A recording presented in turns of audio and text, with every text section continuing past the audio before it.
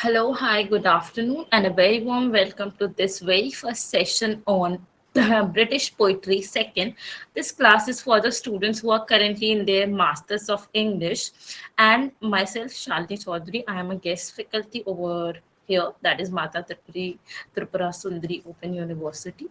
So, today we'll be starting with the block number one under the course British Poetry 2, which is dedicated to the famous poet Dylan Thomas. Right, so we'll be discussing about the two poems by Dylan Thomas, and initially we'll start with an autobiographical detail and understanding about the writer. So let us discuss about the courses that are being offered in masters. That it starts with fundamental of linguistics and ELT. Each course is for 4 credits. Then there is Shakespeare. This is also a course that I am teaching. Then the next is literary criticism and theory, again for 4 credits. Then we have British Poetry True, which is the this current lecture is on. And we will be starting with block number one on Dylan Thomas. It is also for 4 credits. And lastly, there is another one which is on British prose. It is also for 4 credits. Now, let us focus on the learning outcomes or the learning goals that we are having in relation to this particular lecture. Right, so basically, these are the outcomes that we'll be able to attain at the end of this lecture. So by the end of this lectures, you all will be able to understand the life, background, and poetic contribution of Dylan Thomas, right? So this is the first objective that we are having, because the entire block is dedicated to Dylan Thomas. So before entering into the specific poems that he has written, we need to understand that in what kind of backdrop he was writing, what was his ideology, what were the themes on which he was writing.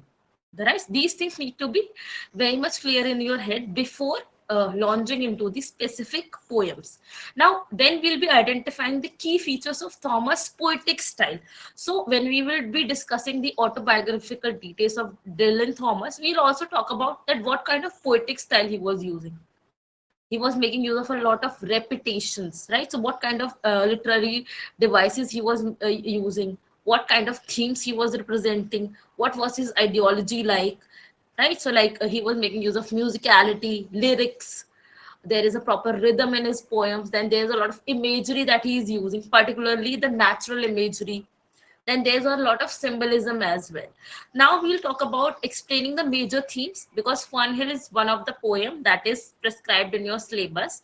So we'll talk about the major themes that are there in Fun Hill, particularly childhood, time, and the memory. Then we'll analyze the central ideas in Death Shall Have No Dominion. It is a very small poem by Dylan Thomas, which deals with the inevitability of death, but we should face it in a very brave manner, focusing on death, immortality, and regeneration. Basically, it is not considering death as the end of life, it is considering death as a new renewal, as a new regeneration. Then we'll be comparing and contrasting the treatment of time and death in both these poems, Fernhill as well as Death Shall Have No Dominion. So we'll be comparing and contrasting these poem a bit. Then we'll interpret poetic devices, that what kind of poetic devices are very much prominent in the poems of Dylan Thomas. So let us start. Yeah, so this particular PPT is based on unit number one, Dylan Thomas, introduction, themes, styles, and characteristics. So as per the syllabus, unit number one is dedicated to understanding the themes, styles, and characteristics of Dylan Thomas.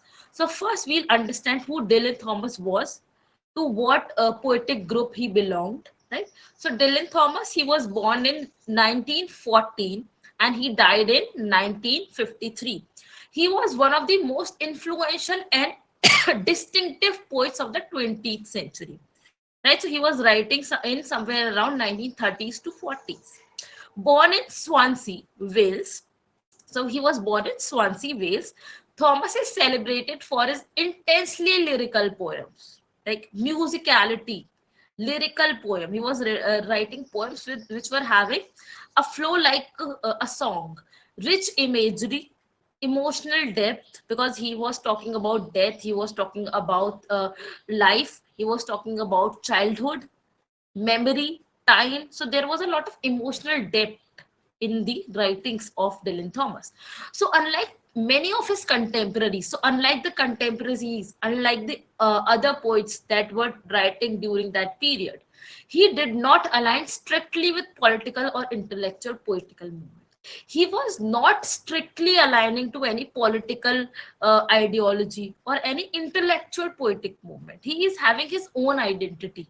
He is having his own individual poetic voice, where he wants to depict the innocence, the childhood, the abstract ideas like death, time, memory, right? So his early collection, so one of the early collections of poem, which consisted of 18 poems. It is also titled as 18 poem because it consists of 18 poems, brought him immediate recognition. So it is one of his earlier writings. It brought him immediate recognition for its originality and musical quality. So this is something that we have discussed, that whatever the poem he is writing, they are very lyrical in nature. They have a sort of musicality. So apart from poetry, he also contributed to drama. Right? He's not just writing poetry; he has also written some dramas, as well as he was also working for a radio channel as well, most notably through Under Milkwood, a poet. Here, this is the name, Under Milkwood.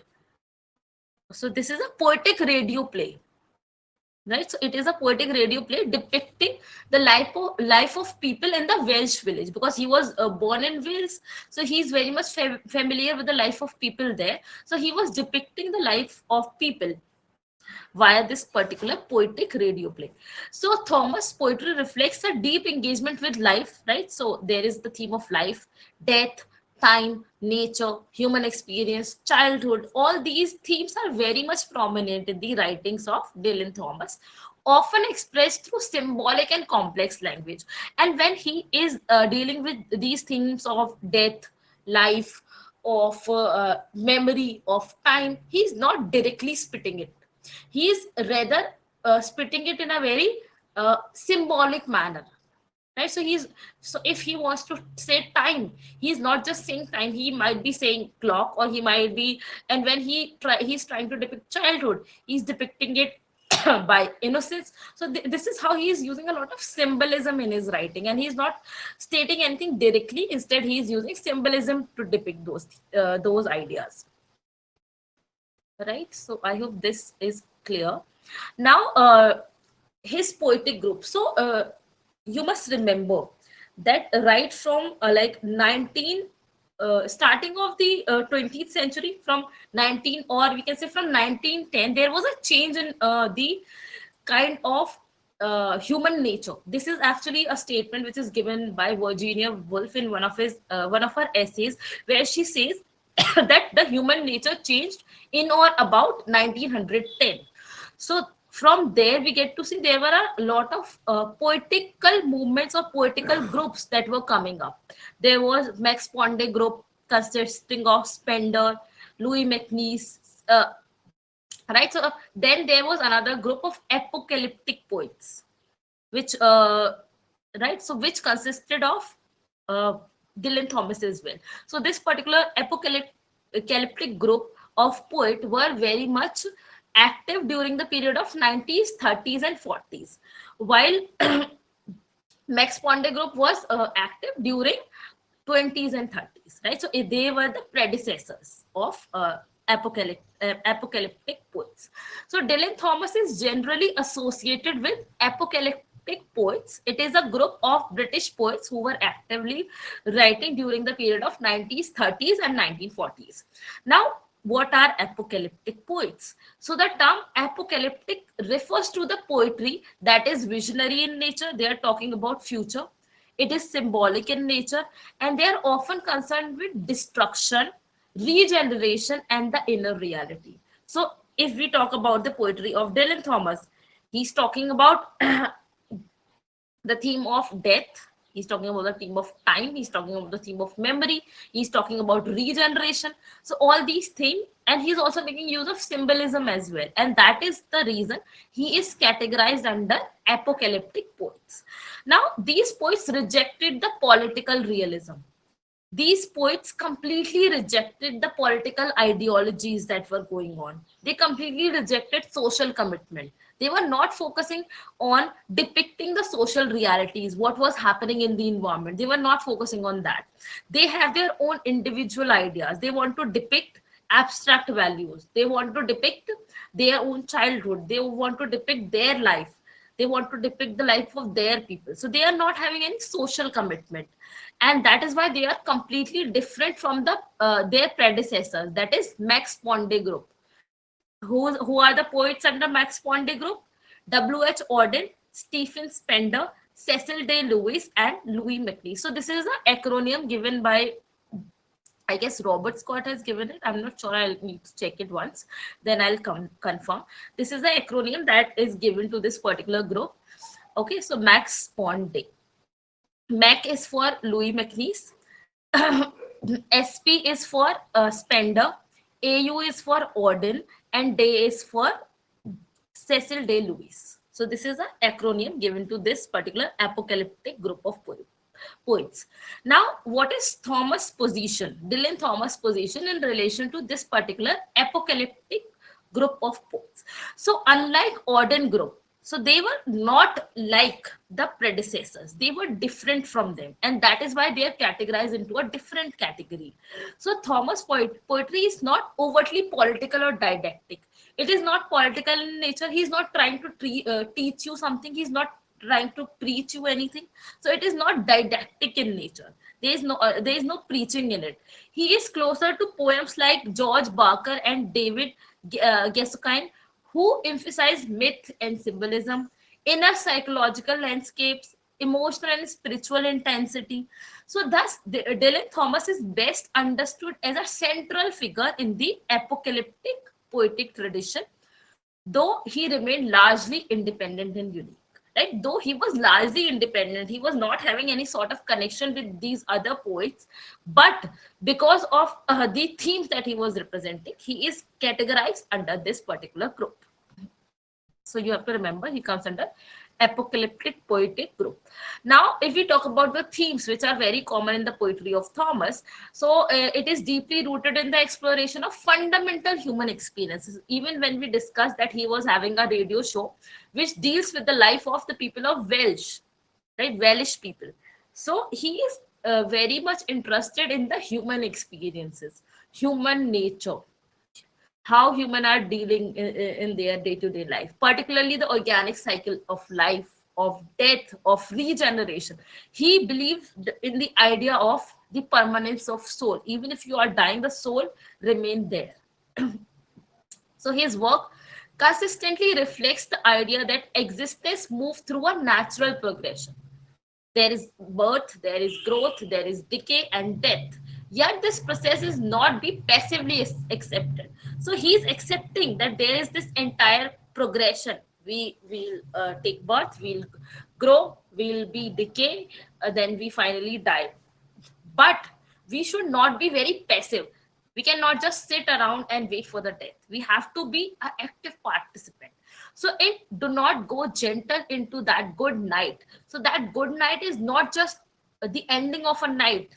It simply means the ending of human life. It means death. So it is symbolic of death. So Thomas powerfully advocates resistance against death. So what is he advocating? That you should resist against that. And by resistance, it does not mean that you literally have to do that. It means that you should accept it as a new birth. You accept it as a new renewal. You accept it as regeneration, because the soul is permanent. It is not going to die. Soul will remain there. So presenting it not merely as an end, but an integral part of a larger continuous natural process. So he is not presenting death as the end of life, but as a new life, or basically as new regeneration or new renewal. It is not the ending. It is a new beginning. This is how he wants people to see life. This is how he wants people to interpret life and death. Okay. Closely linked to this is the treatment of nature, which is never a mere backdrop. So when we are talking about nature, so I hope you all are aware with the romantic age. Are you aware with the romantic age of literature? Do you know any poets from the romantic age? Have you ever read any poem of romantic age? Or do you know what were the common themes on which the romantic poets were writing?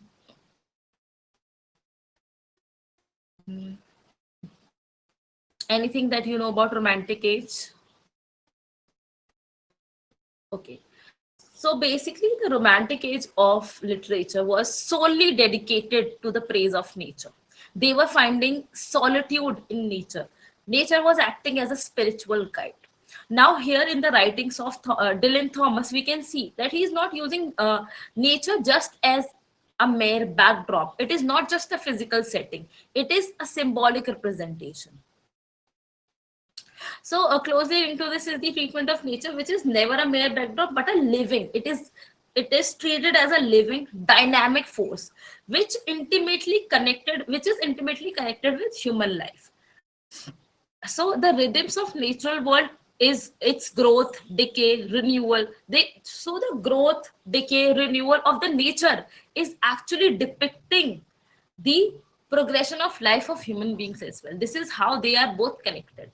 So the rhythm of the natural world, its growth, decay, and renewal mirrors human emotions and existence, reinforcing the unity between man and nature. Another significant theme in Thomas' poetry is the evocation of childhood, innocence, and memory. Another theme that is very prominent in his poetry is evocation of childhood, the innocence, and this is another thing which is very much common with the romantic poets, because romantic poets were also treating childhood as an age where the people are more innocent. It is symbolic of innocence. So he even portrays childhood as a lost paradise, right? So he's depicting childhood as a lost paradise. So when we grow up, we lost that paradise because we lose connect from nature, we lose connect from God, because we are growing up and we are getting involved in these worldly affairs. So that is why he's considering childhood as a lost paradise. It is a time of purity, freedom, harmony with nature, which we are losing as we are growing up. So this nostalgic vision is beautifully articulated in Fernhill. So this idea of nostalgic vision, of lamenting the loss of childhood, is beautifully articulated and depicted in the poem Fernhill, which we'll discuss in this lecture as well. So where childhood appears idyllic and timeless, only to be gradually overshadowed by the inevitable passage of time. Initially, in the poem, it looks that you will forever be at this particular age, you will forever be living in your childhood, you will always be innocent, but it finally and gradually get overshadowed by the inevitable passage of time, because of which you grow up, you develop, you get involved with the worldly situations. So memory in this context becomes a powerful tool through which innocence is preserved. Now in this scenario, when you are growing up, memory becomes a tool to get back your innocence, because it is the only way through which you can get back to the times when you were child. Even as it is irretrievably lost, time itself emerges as a dominant and often destructive force in his poetry. So time is also shown as a destructive force, because with time we grow up and we decay. So time is also symbolic of decay. So while it enables growth, beauty, and life, it simultaneously ensures decay and death. And that is why he's talking about the destructive nature of time, making it both creative as well as destructive. So time is both creative as well as destructive. Thomas frequently presents time as an unstoppable shaping force that governs human destiny. So these are common themes in the writings of Dylan Thomas. Now, the poetic style of Dylan Thomas is marked by a striking musicality, right? There is a rhythm, there is a lyric in his writings, and richness of sound, making his poetry highly sonorous. Sonorous is something which is audible, and rhythmic, right? So it creates sound. There is a rhythm, there is a proper musicality when he is writing. He makes extensive. So in order to create this rhythm, in order to create this music. What is he using? He is making use of alliteration. Alliteration is repetition. Assonance is repetition of consonant, vowel sound, and internal rhyme, creating verses that appeal as much to the ear as to the intellect, often resembling lyrical chants. So when he is writing, his poem is often representing lyrical chants, right? So when we are reading the poem, it seems like we are chanting something. So alongside this musical quality, his poetry is distinguished by dense imagery and symbolism. So apart from the lyrical and musical quality, the poetry is also rich in terms of imagery and symbolism, because if he wants to depict death, he's making use of time, he's making use of memory. He wants to depict innocence, he's making use of childhood. So there is a lot of symbolism, and imagery is also there because he's making use of a lot of natural imagery. Nature is not just a backdrop, but it is an active force in his writings. Then he makes use of straightforward sentences, repetition, producing an incanatory effect, as seen in the famous line from "Do not go gentle into that good night." So there is an example: rage, rage against the dying of the light. So rage, rage. This is getting repeated. So there is repetition, which intensify emotional expression and enhances memorability. Now, see, here the same word is getting repeated. That is why we are terming it as repetition. But if, for example, we are having rage, then we are having rise, then we are having uh, risen. So these both three words are starting from R. Then it will become alliteration or consonants. But if the entire word is getting repeated, it becomes repetition.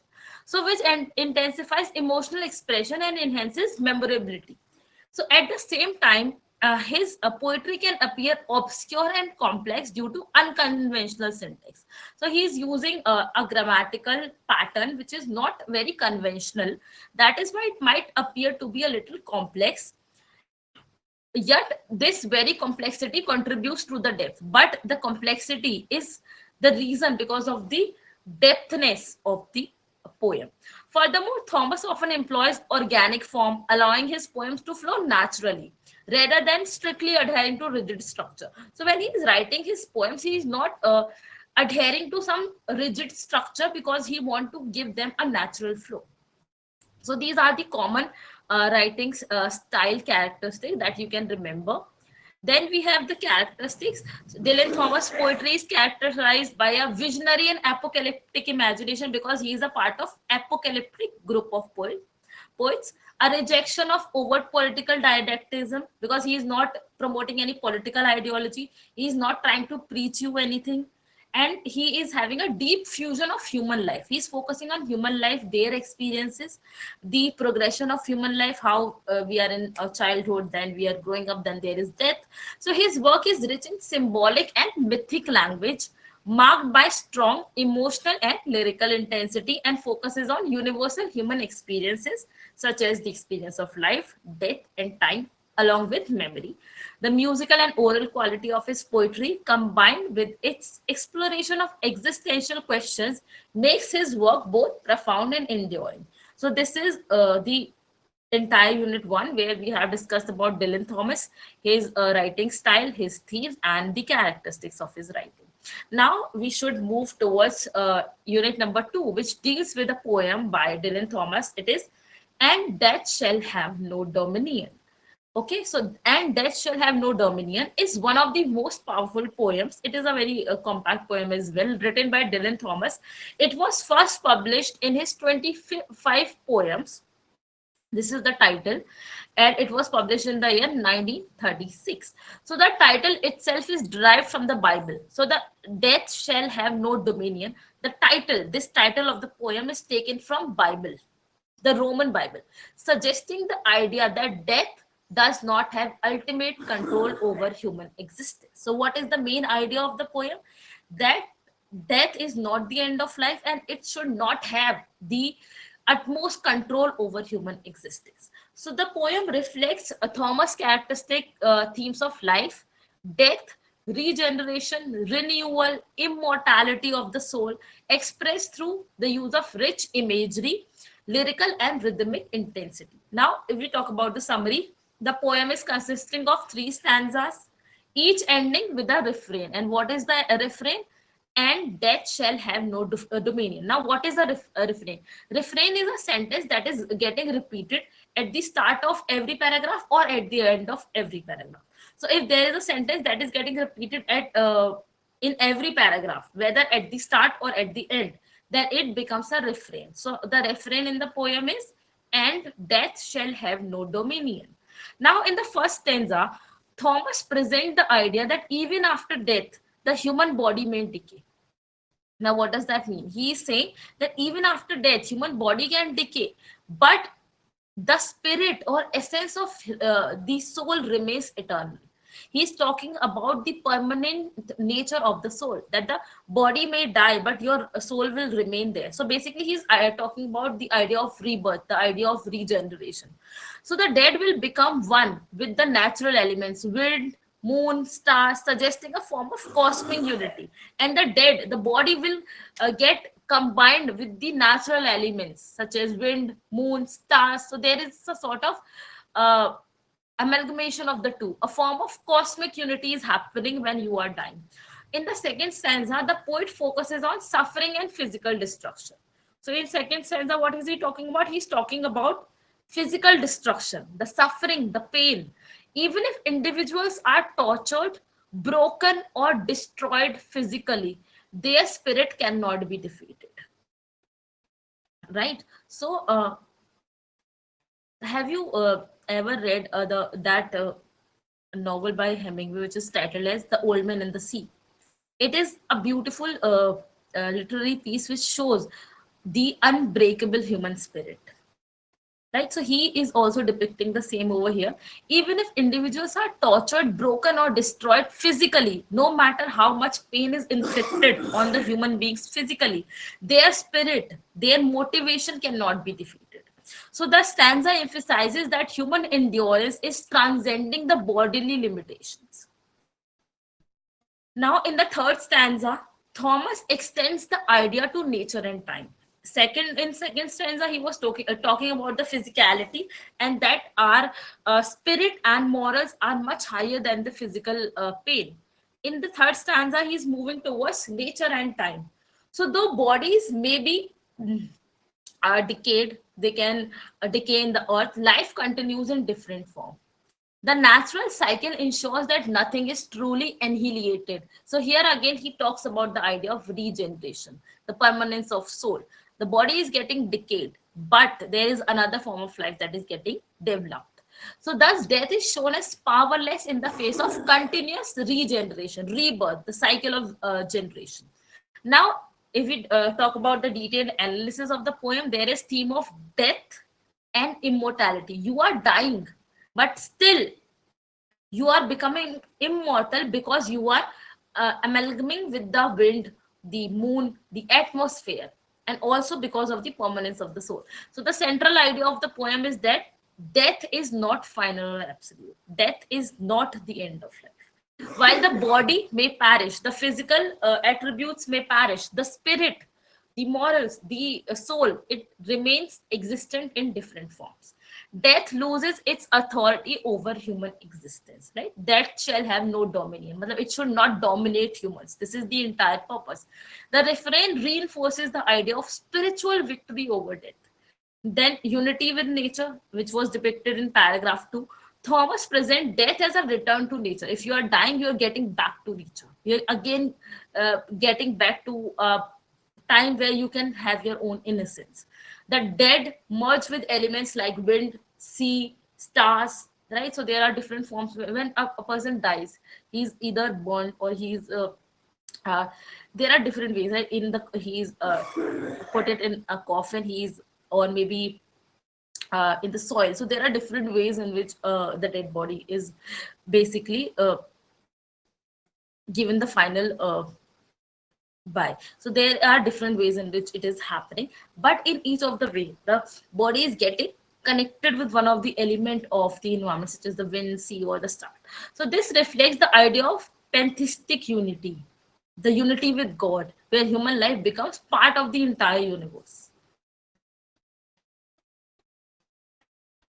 Now, suffering and human resilience is also there. The second stanza highlight the physical pain, suffering, and the destruction.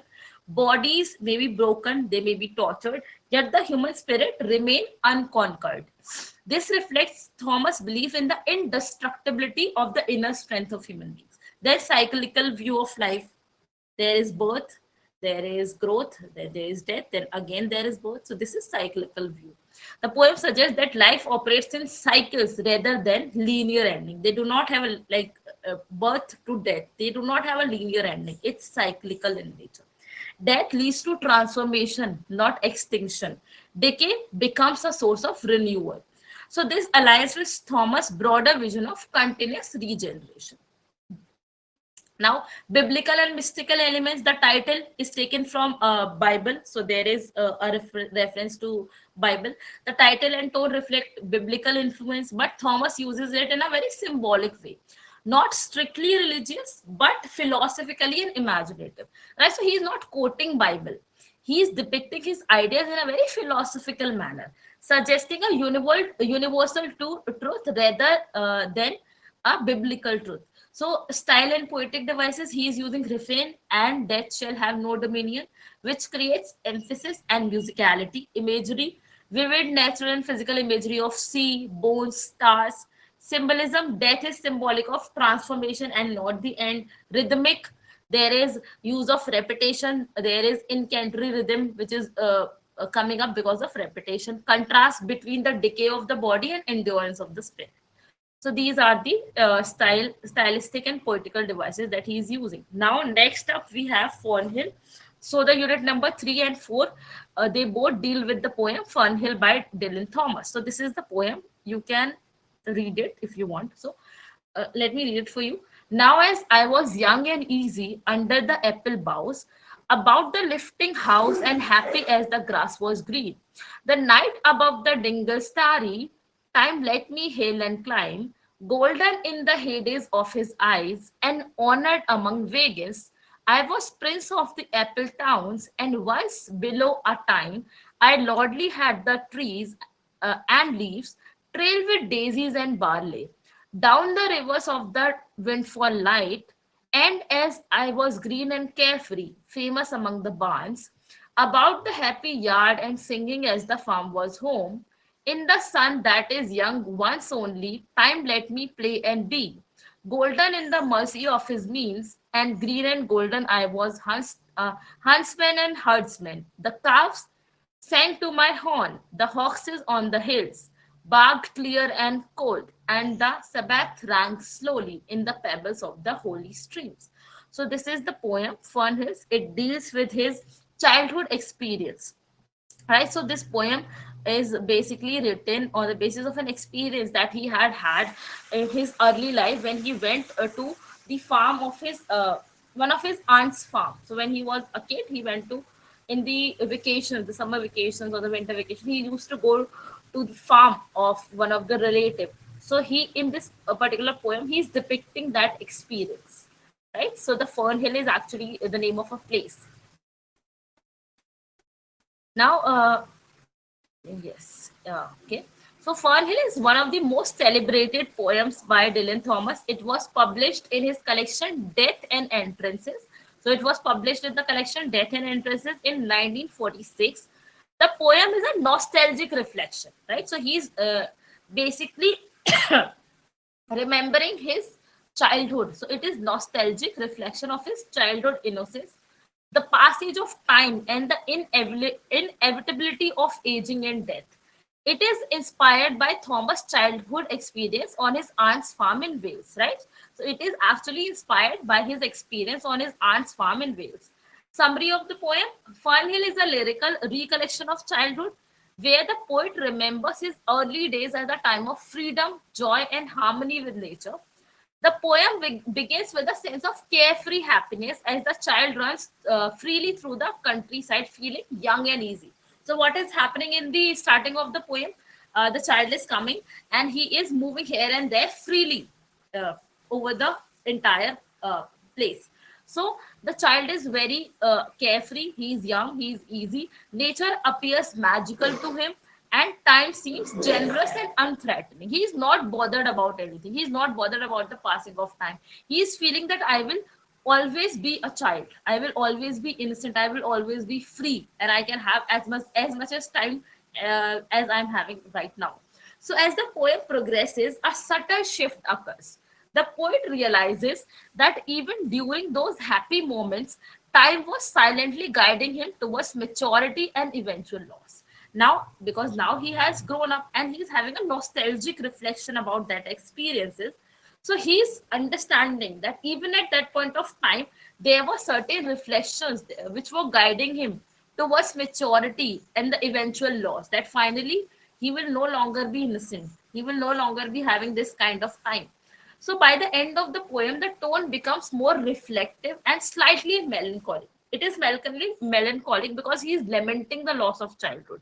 He's calling it as a lost paradise, right? Because he has lost it. So that is why the tone in the end is bit melancholic. It is sad, as the poet recognized that childhood innocence cannot last forever. So that is why he is lamenting in the end of the poem.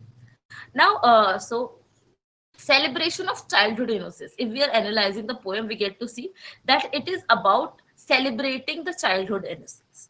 So the opening lines establish a world of joy, freedom, and innocence. Now, as I was young and easy under the apple boughs. So he is saying that I am young, I am easy, and I can freely move under the apple boughs. The phrase young and easy is suggestive of carefree and unburdened state of mind. Nature apple bough symbolizes abundance. There are a lot of apples, right? And it is also symbolic of the protection of nature. Childhood is getting portrayed as golden time period of your life, almost Edenic phase. Now, child harmony with nature. The child is deeply connected with nature and honored among Vegas. I was prince of the apple towns. He's considering himself to be the prince of the apple towns. So he is very much connected with nature. The speaker imagined himself to be prince, suggesting imaginative freedom. Nature is not separate but part of child's identity. The imagery creates a sense of rural paradise. Then there is illusion of timelessness. Time appears generous and kind in childhood. Time let me hail and climb. Golden in the heydays of his eyes. He's saying, time, slow down, let me hail, let me climb, let me move here and there. Golden in the heydays of his eyes. And he's considering this time period as the golden period of his life. Time is personified. Time let me hail. So you are asking time that please let me do my work. So here time is getting personified. You are giving a humanly trait to time. So time is personified as a benevolent force. The word golden reinforces the idea of idealized childhood. The child is unaware of the time's controlling power. He is not aware that what time can do, what kind of destruction time can bring. Now, gradual awareness of time. A shift begins as the poet realizes time's hidden authority. So there is a shift in the poem that we get to see. Time held me green and dying. Initially, he was talking about being free and easy. He was asking him to wait, let me hail and climb. But now what is happening? Time held me green and dying. Though I sang in my chains is a reflection of restriction, like the sea. Green symbolizes youth, while dying hints at mortality. The phrase suggests that even in youth, death is inevitable. Chains implies that the time has always been controlling human life, even if we do not notice it. Loss of innocence and final realization. The final lines bring a poignant realization. Oh, as I was young and easy in the mercy of his means, time held me green and dying. Though I sang in my chains like the sea. So the repetition of young and easy is contrasting with the awareness of limitation of time. Mercy of his means suggests dependence on time.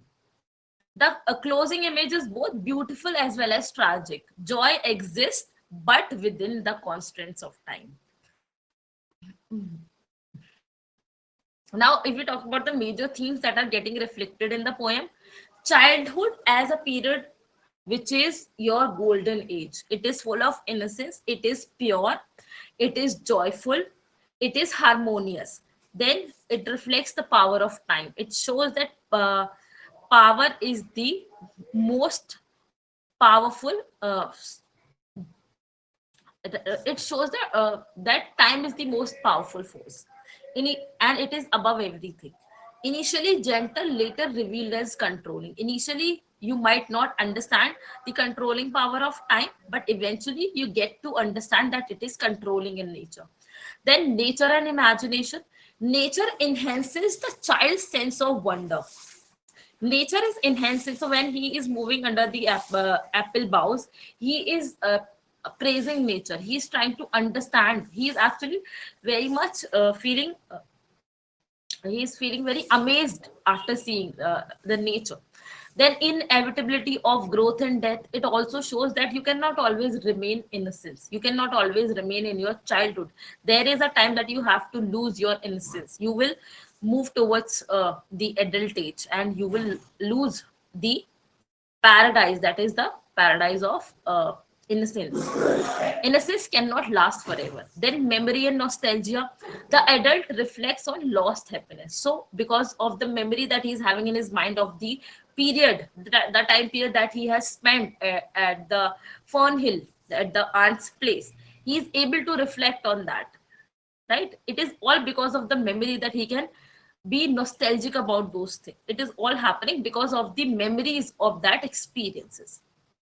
So the adult is reflecting on the lost time. And finally, in the end, he is lamenting on the loss of childhood, because childhood cannot stay for always. Now, there are certain MCQs based on the entire lecture, so that you can understand that how much you have understood in the entire lecture. So Fernhill was published in which collection? We have discussed it in the class, right? It was published in 25 poems. Fernhill primarily deals with childhood and the idea of time. Then the phrase young and easy signifies carefree childhood.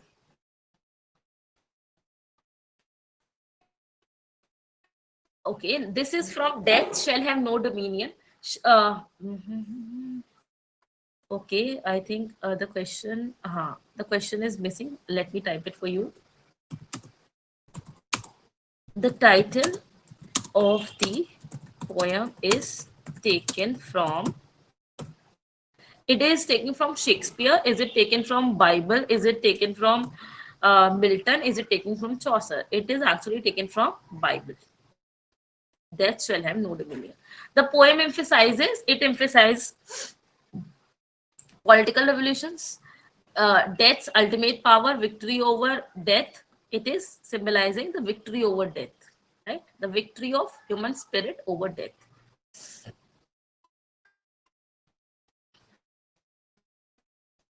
Right, so let us move towards the conclusion.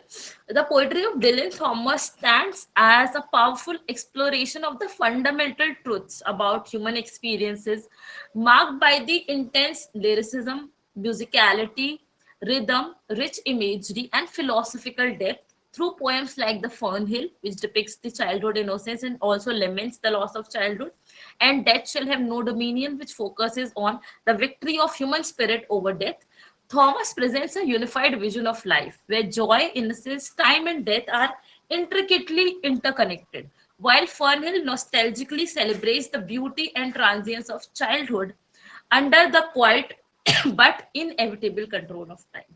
And Death Shall Have No Dominions offers a bold and defiant assertion of spiritual endurance and the continuity of life beyond physical death.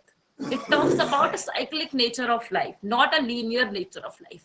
Together, these poems reflect Thomas' distinctive poetic philosophy that life, though fleeting, is profoundly meaningful, and that death, rather than an end, is a part of a larger cycle of regeneration. His work ultimately affirms the resilience of human spirit and the eternal bond between humanity and the natural world. So this was it for today's lecture. We have completed the first four units from your syllabus. So I hope whatever we have discussed in this lecture is quite clear to you. But if you have any queries related to whatever we have discussed in the lecture, I can take that up and then we'll be winding up the session. So if you have any query, I'm here to resolve it, or we'll just be winding it up.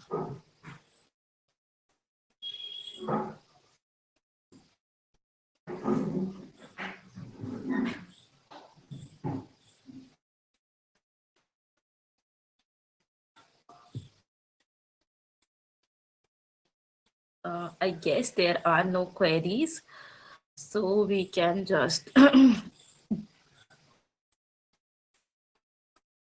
okay. So thank you so much for joining in, and we'll be meeting again on next Saturday, where we'll be discussing the next unit of your syllabus. So thank you so much for joining in.